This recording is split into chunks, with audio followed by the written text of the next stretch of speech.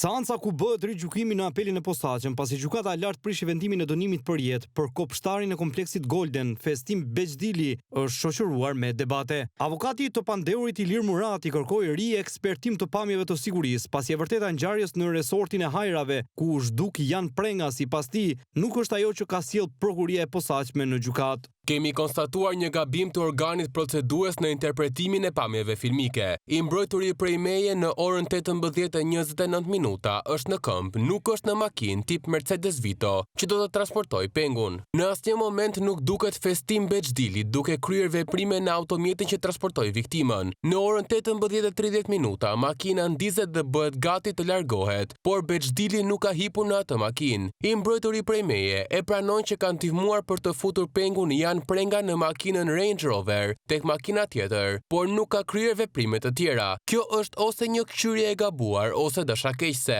Është totalisht e padrejtë. Do të kërkojmë ndoshta edhe ekspert të pavarur për të verifikuar pamjet. Por kjo deklaratë është kundërshtuar nga përfaqësuesi i prokurisë Bahar Dibra, i cili pretendon se i Pandeuri ka kryer veprime aktive në shërbim të ngjarjes kriminale, teksa pati momente që ftoi kopshtarin e hajrave të rrëfente vetë ngjarjen. Në rezulton se Festim Beçdili së bashku me Aldo Majnishtën kanë nxjerrë trupin nga bagazhi një makine Mercedes dhe kanë mbuluar me çarçaf në orën 18:12. Në orën 18:30 automjeti largohet nga garazhi i Golden Resort. Beçdili është larguar me të tjerët dhe është kthyer sërish aty. Mund të ngrihesh vetë i Pandeur të flasësh. Por Festim Beçdili ishte dakord me avokatin dhe tha se nuk kishte gjë për të shtuar. Dritan Ergjepi ndërkohë i thirrur në cilësinë e dëshmitarit dhe që akuzohet të gjykohet në një proces tjetër si porositës i krimit, bëri që seanca të shtyhet për shkak të mosparaqitjes së tij. Të premten e 13 qershorit do të zhvillohet seanca ku Dritan Ergjepi duhet të shoqërohet me forcë për të paraqitur në gjykatë, ndonse është në zgjedhjen e tij për të dëshmuar ose jo. Aldo Majnishta që gjykohet po në një proces tjetër të ndarë për vrasjen, i thirrur si dëshmitar kyçi gojën para tokave të zeza të apelit, duke shfrytzuar të drejtën për të mos dhënë deklarime.